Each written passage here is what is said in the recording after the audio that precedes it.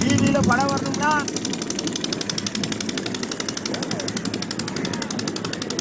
பேட்டி கொடுவா. பெரியம்மா டிரைவரு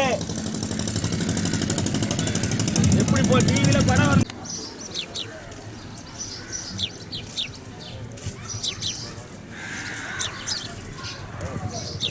அவன் ஒரு வேலைக்கு போகும்போது அரசாங்கத்தில் டக்குன்னு செஞ்சு கொடுப்பாங்களா? அவனுக்கு தேவைன்னு போகும்.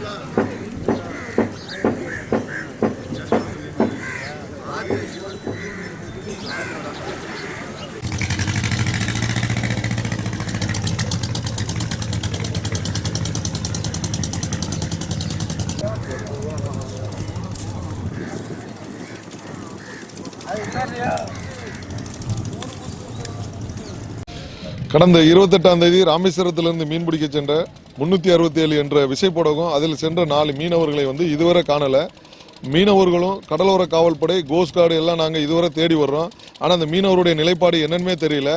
இதனால இன்றைக்கு நாங்கள் காலவரையற்ற வேலை நிறுத்தம் பண்ணியிருக்கிறோம். இதனால ராமேஸ்வரத்தில் 850 விசைப்படகு மீன் பிடிக்க செல்லலை. இதனால அரசாங்கத்துக்கு ஒரு நாளைக்கு 4 கோடி 5 கோடி ரூபா நஷ்டஈடு இழப்பீடு ஆகும். உடனே மத்திய மாநில அரசு துரித நடவடிக்கை எடுத்து அந்த மீனவர்களை மீட்கிறதுக்கு நடவடிக்கை எடுக்கணும். அதே மாதிரி இலங்கை அரசாங்கத்திட்டையும் சொல்லி இலங்கை கவர்மெண்ட் இலங்கை நேவலும் தேடி வர்றாங்க அந்த மீனவர்களை. இதுவரை கண்டுபிடிச்ச பாடில்லை. இலங்கை மீனவ அமைப்புகளையும் நாங்கள் தகவல் சொல்லி இலங்கை பகுதியிலோ இல்லை அந்த மீனவர்கள் கரை ஒதுங்கி இருந்தாலும் எங்களுக்கு தெரிஞ்ச தகவலை சொல்லணும்னு நாங்கள் சொல்லியிருக்கிறோம். அவங்களும் தேடி வர்றாங்க. இந்த சூழ்நிலையில் அந்த குடும்பங்கள் ரொம்ப கஷ்டத்தை இழப்பு. அந்த மீனவர்கள் தான் அந்த குடும்பத்துக்கு உறுதுணையாக இருந்தாங்க. அந்த மீனவர்கள் இல்லாதனால அந்த குடும்பங்கள் ரொம்ப கஷ்டப்படுறன. உடனே அந்த மீனவர்களை தேடி கண்டுபிடிச்சு கொடுக்கணும். அப்படி இல்லைன்னா அந்த குடும்பங்களுக்கு தகுந்த இழப்பீடு வழங்கணும்.